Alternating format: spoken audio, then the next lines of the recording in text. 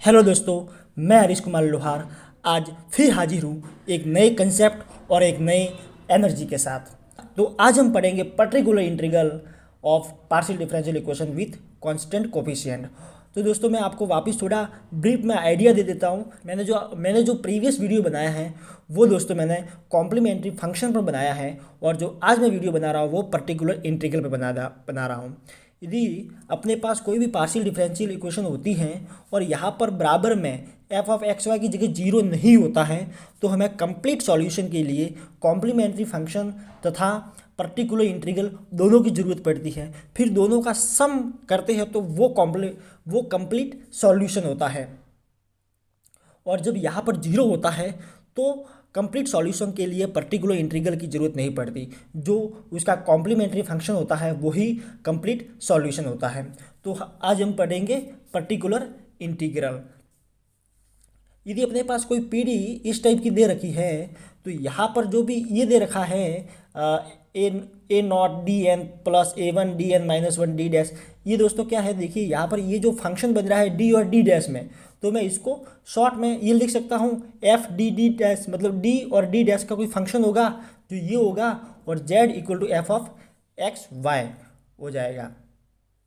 अब इसका particular integral निकालना है तो इसके लिए आपको सबसे पहले इसको इस फॉर्म में लिखना पड़ेगा।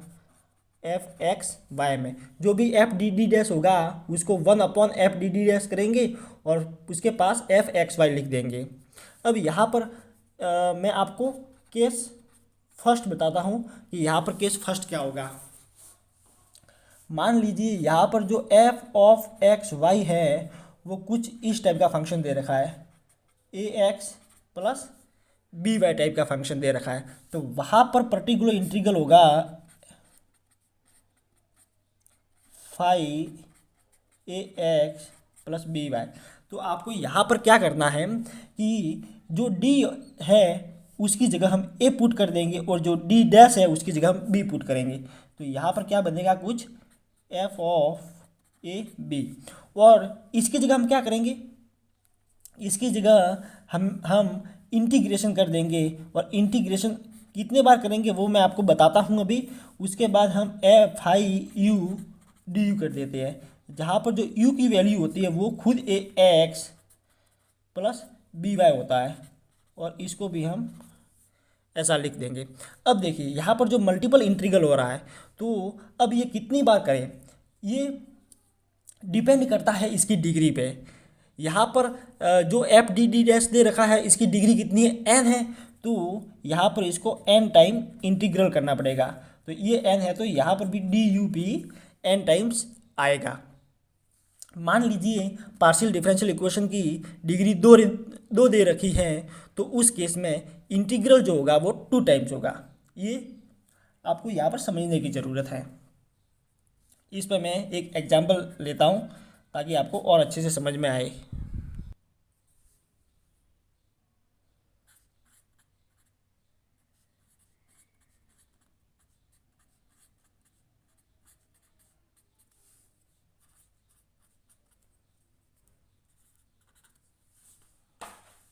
यहाँ पर देखिए पार्शियल डिफरेंशियल इक्वेशन ये है।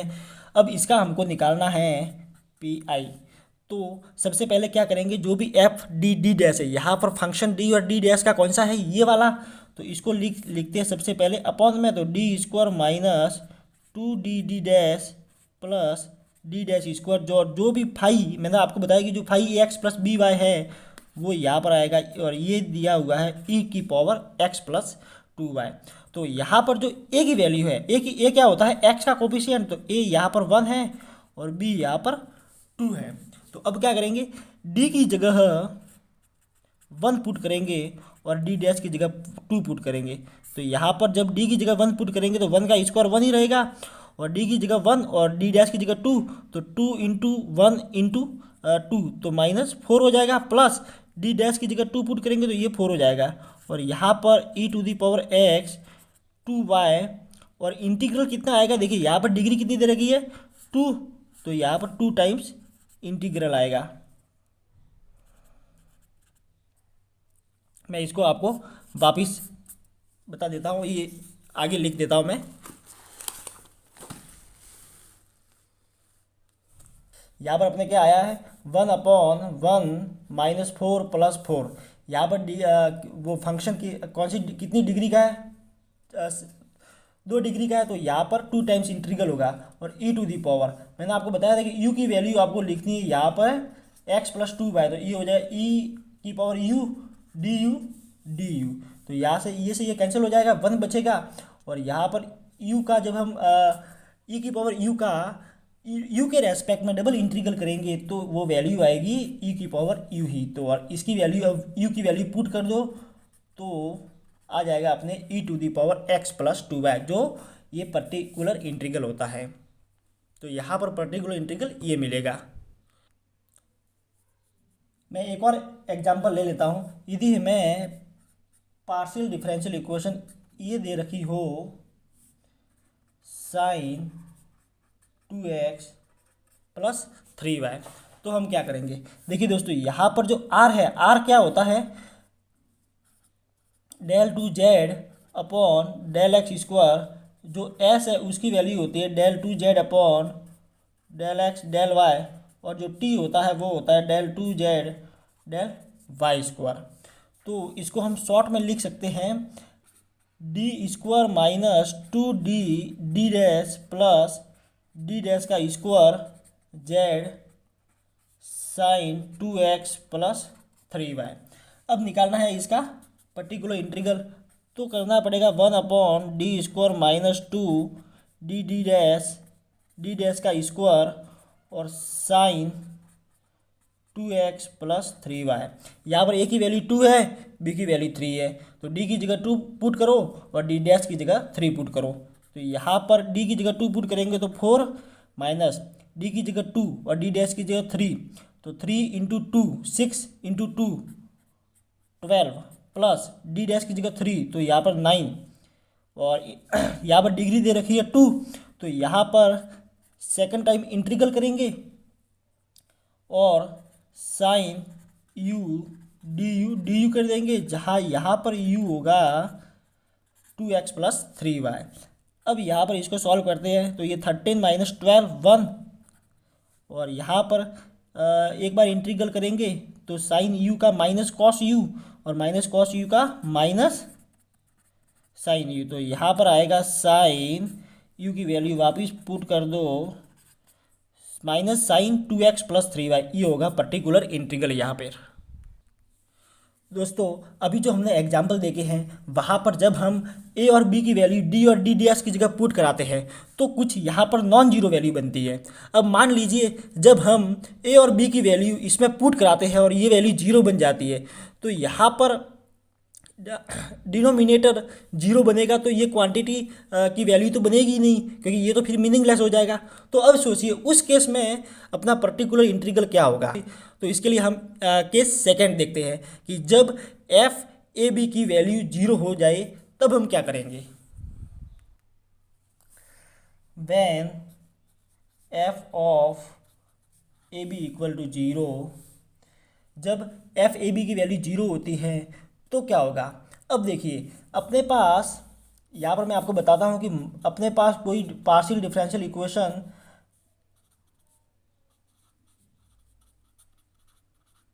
इस टाइप की होती है। अब पर्टिकुलर इंटीग्रल के लिए हम क्या करते हैं, 1/fd d dash phi ax + by लगाते हैं। अब जो a और b की वैल्यू यहाँ पुट करते हैं तो ये जीरो बन जाती है।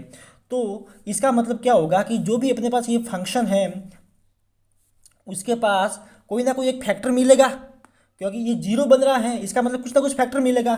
मैं आपको यहाँ पर समझा देता हूँ कैसे। अब देखिए अपने पास कोई भी वन वेरिएबल का पॉलिनोमियल है, तो x²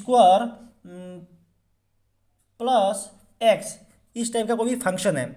अब मैं कहता हूँ कि इसमें जीरो पुट कराइए तो इसकी वैल्यू जीरो बन रही है, तो जब इसकी वैल्यू जीरो बन रही है तो इसका मतलब एक फैक्टर आएगा, जो फैक्टर किस टाइप का होगा, x - 0, एक फैक्टर बन रहा है, और दूसरा फैक्टर क्या बनेगा, x + 1। तो हमें इससे मतलब नहीं है, हमें इससे मतलब है कि यदि कोई भी वैल्यू पुट कराने पर उसकी वैल्यू जीरो बन रही है, पॉलिनोमियल की वैल्यू जीरो बन रही है, तो मतलब इसके पास एक फैक्टर होगा। इसी प्रकार यहाँ पर भी हम देखते हैं कि इसमें यदि a और b की वैल्यू पुट करवाते हैं तो ये जीरो बन रहा है, जीरो बन रहा है, तो मतलब इसके पास एक ना एक फैक्टर मिलेगा। मान लीजिए वो फैक्टर होता है B D minus A D dash, और वो मानना, इसमें मानने की कोई बात नहीं है, ये फैक्टर यही होता है। इसकी पावर, अब ये मान लेते हैं कि इसकी पावर आर है। अब यहाँ पर कोई दूसरा फंक्शन ये मान लेते हैं, ये हमने किया है कि एक तो फैक्टर ये आएगा और दूसरा कुछ ना कुछ फैक्टर भी आएगा, तो यहाँ पर जो ये वाला फैक्टर है वो ये आ जाएगा। अब इसकी पर्टिकुलर इंटीग्रल निकालते हैं, ए एक्स प्लस बी वाई। अब इसका पर्टिकुलर इंटीग्रल निकालते हो, अब क्या होगा, तो इसका मैं आपको फॉर्मूला बता देता हूँ कि जब भी कोई फैक्टर मिले और उसकी पावर आर मिले, तो यहाँ पर X to the power R और जो बी होता है, बी की पावर आर, ये बी क्या है, ये वाई का कोफिशिएंट होगा, बी की पावर आर, आर फैक्टोरियल, और इसके साथ साथ लगेगा जो जी है, ए, डी की जगह ए और डी डी एस की जगह बी। अब देखिए, अब वापस यहाँ पर मल्टीपल इंटीग्रल होगा। अब देखिए, अब मल्टीपल इंटीग्रल कितना होगा, जो अपने पास एफ डी डी डैश थी, इसका ऑर्डर कितना था, एन था। अब यहाँ से जो फैक्टर मिला है उसका ऑर्डर कितना है, आर है, तो यहाँ से एन माइनस आर हो जाएगा। तो यहाँ पर जो इंटीग्रल होगा वो एन माइनस आर टाइम होगा, और जो अपने पास फाई यू है उसका इंटीग्रल तो होगा ही डी यू ये आ जाएगा, और ये भी एन माइनस आर टाइम्स आ जाएंगे। इस पर हम एक एग्जाम्पल करते हैं ताकि आपको और भी अच्छे से समझ में आए। देखिए, अपने पास एक एग्जाम्पल लेते हैं,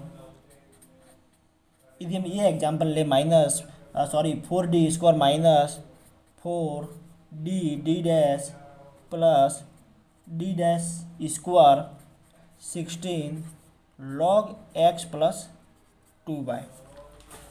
ये जो log x प्लस 2y है, ये अपने पास फाई ए एक्स प्लस बी वाई होगा। तो जो भी ये कांस्टेंट मिले उसको सबसे पहले तो आगे लिख देते हैं।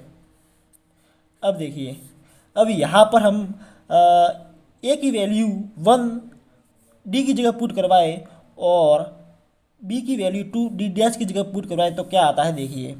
पहले यहाँ पर डी की जगह 1 पुट करवाओ तो 4, और यहाँ पर 1 और यहाँ 2 पुट करवाओ तो -8 प्लस 4, तो 4 प्लस 4 8 माइनस 8 0, मतलब ये वैल्यू 0 बन रही है।